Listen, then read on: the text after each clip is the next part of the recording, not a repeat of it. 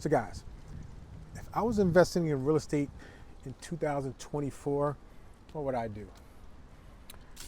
Well, I know you're hearing a lot about interest rates, you're hearing about housing inventory, you're hearing a whole bunch of disparate things, and you're probably like, where do I go?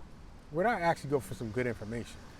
Well, you came to the right place. I'm gonna tell you, if I was investing again in 2024, what I would be doing, what I would be looking for. By the way, I'm Jay, I'm your real estate consultant. Any questions you got, feel free to click the link in the bio description, book a call with me. I've been investing in real estate for over 20 years.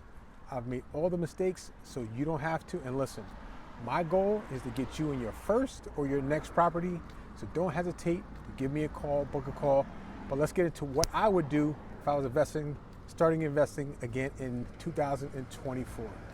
Well, the first thing I would do is I would decide if I wanted to continue to rent, if you're renting, and why.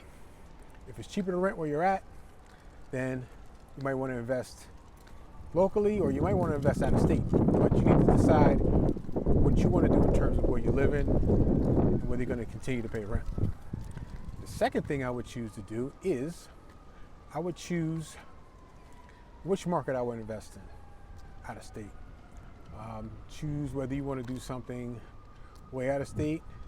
Choose if you're going to invest with a partner or not. You got to choose what you want to do and where you want to do it at. So that's the biggest thing you need to figure out and consider. All right. And the next thing I would do if I was considering investing in real estate in 2024 and starting all over again, the next thing I would probably do is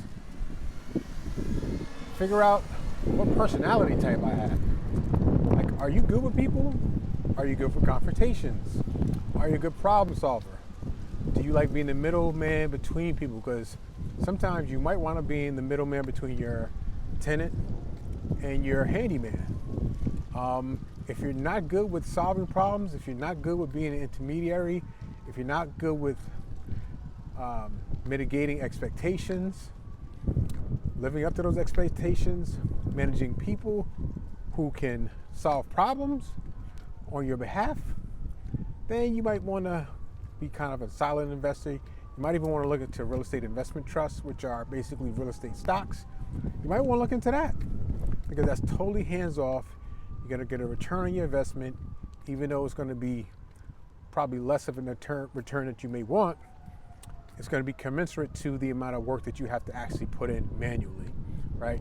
So, but if you got to think about your personality type, because that's going to factor in a lot to your real estate decisions. Are you a salesperson?